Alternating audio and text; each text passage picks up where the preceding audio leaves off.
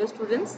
In the previous video, we have seen the importance of the forest, where we were talking about that forest is very important in providing the various useful products like wood, other medicinal like plants, medicinal spices, right? Different products from the forest we get. Second was it helps in maintaining the oxygen and the carbon dioxide level in the atmosphere. Third, it helps in maintaining the water cycle, which makes the water available on the surface water which we are consuming. Fourth, it was about how the forest prevents the occurrence of flood. And today we shall see the first, in this video we shall see now fifth importance, that forests provide habitat for the wildlife. Now forests provide favorable environmental conditions, food and shelter to a wide variety of wild animals, insects and microorganisms. The trees of the forest act as their shelter while a variety of plants and animals are their food. Forests are home to a variety of insects and microorganisms because the soil of the forest is highly fertile and therefore it provides favorable living conditions such as water and nutrients to these organisms. Forests also support different food chains because of a complex biodiversity in the forest. Now, there are different organisms which are present on the earth which are dependent on each other. For instance, herbivores feed on the plants and the carnivores depend upon the herbivores. And this chain of organisms being dependent on each other for their food is called a food chain. We have studied about this food chain in class 6 also. So as we know that in the forest we have a different varieties of the animals, microorganisms and insects living. So there is always a competition for the food shelter, right?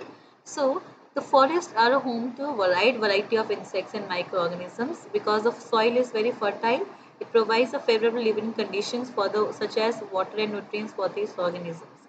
So forests also support different food chains. So how these animals are able to survive? Because they have different food chain. The eating habit, the food habits of all the organisms is different. So that's why the forests have been divided into, or the organisms have been divided based on the eating habits into herbivores, carnivores, omnivores.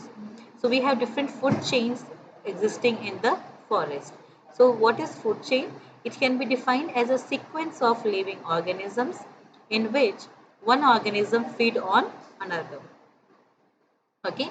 Now, for example, in the grassland, in the forest, in the grasslands, we have grass which is being eaten by deer, and the deer is being eaten by lion. So, grass is the producer, and these are the consumers. So, deer is the herbivore, and then lion eats the deer. It is a carnivore. Now, a typical food chain in a pond is when we talk about the pond. So, we have algae which are eaten by small fish, and small fishes are eaten by the large fishes. So how is the flow of energy in the food chain? As you can see here, we have an energy source, that is the plants prepare their food with the help of sun. The sun is the ultimate source of energy for everything on the planet. And green plants or the producers are able to harness this energy of the sun to make the food with the help of photosynthesis. Now this food, this energy which is stored in the plants is being taken by the primary consumer. So in a food, the flow of energy in the food chain, energy from the plants, that is the producer, is passed on from one organism to another. So from the producer, the energy goes towards the primary consumer, that is the herbivores, and then it is passed to the secondary consumer, that is the carnivores. Remember the 10% rule I said? So whatever energy is being trapped from the sun, the producers have the 10% rule, and 10% energy is transferred to each level of the consumers. So thus producers are always at the beginning of the food chain. So we have different food chains. Because of the different food chains, there is a less competition of the food in the organism. Now, when we talk about this, so many things from the forest, we say that forests are the dynamic living entity. What it means? Okay, so all the organisms, whether they are plants or animals, depend on each other and help each other to survive in the forest. Large number of herbivores means increased availability of the food for a variety of carnivores. So as we will have more number of herbivores, it means carnivores will be able to sustain because they will have a availability of the food because the herbivores are in large numbers. So as herbivores are dependent on the plants for their food and carnivores are dependent on the herbivores. The decaying matter of the dead animals, plants and their excreta enables the growth of more plants by providing them with adequate nutrients to grow. So when we talk about this decaying matter, so when the animals die, so the decaying matter of the dead animals, plant and their excreta, it helps the growth of more plants because it acts as like a manure for the growth of the plants, right?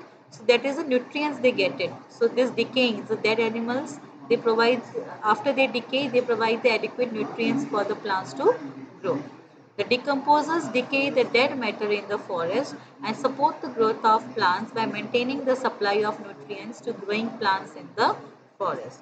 So hence the forests are called as dynamic living entity because there is a continuous interaction between the soil, water, air, plants and animals in a forest. Okay. So we say that forests are the dynamic living entity because there is a continuous interaction between the soil, that is the abiotic and the biotic factors. Dynamic means changing. Okay, dynamic personality. We talk about, so it's a changing. So it's a living entity which is continuously changing because there is a continuous interaction which is going on. So forests are the dynamic living entity. The sixth importance is forests can regenerate on their own. Have we ever went? Do we ever went to go to a forest and then plant trees there? No. So who is planting the trees in the forest? So it is the forest can regenerate on their own. The dead parts of the trees and the plants, dead animals and the animal waste like animal dung or droppings keep on collecting on the forest floor. Decomposers, that is fungi and bacteria, degrade them into the simple organic substances which are usable by plants in the form of humus. So this dead remains changes into humus with the help of decomposers. Now this humus makes the forest soil fertile by providing the nutrients. The animals, birds of forest, wind and water disperse the seeds of the trees and plants on the forest soil. Now, these seeds obtain nutrients from the soil and germinate to form the seedlings and ultimately grow to form the forest vegetation. Also, we have studied about dispersion, right? So, and the birds, the animals, they act as a carrier, the agents for the dispersion. So, this is how the seeds get transferred from one place to another. Pollination also takes place. So, these seeds are germinating and then from the seeds, the seedling grows and it goes into a plant, and this is how the forest vegetation is developing. It means the forests are regenerating on their own. This is what is the importance of forest. So do you really think we need to conserve the forest?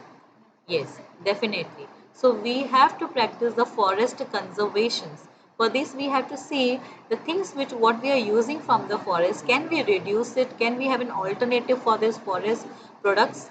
So what can be done? Few of the processes is there. We may have so many ideas with us. So paper, the main important thing, paper. Now we are using these papers in the from the books, from the notebooks. And what we do is whatever is waste, we just crumble it and we just like throw it, right? So what we have to do is we have to recycle it. We have to follow the hours, 4 hours, now we have 5 hours.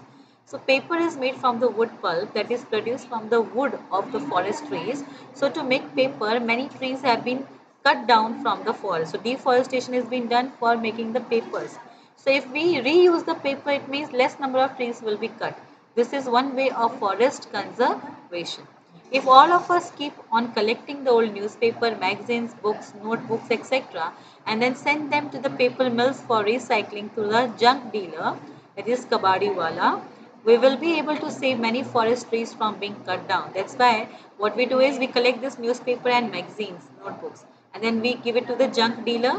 And then what this junk dealer is doing, he sent this into the mills where again this paper is recycled. Okay, and some of the other ways to conserve the forest are also given below. So excessive cutting down of forest trees should not be allowed by the government. So first of all, if the government lays down a strict rules that you should not cut down the forest, there will be no option left with the people to cut down the forest, right? We are going to search for the alternatives. So first is the excessive cutting down of the forest should be prohibited by the government. Some laws should be there. That's why we cannot enter into the forest and cut down. It's illegal to cut the forest, to cut the trees. More trees should be planted. So if even if we are cutting, so what should be done? We should plant more trees. More trees should be planted in the forest in place of cut down trees to conserve forest.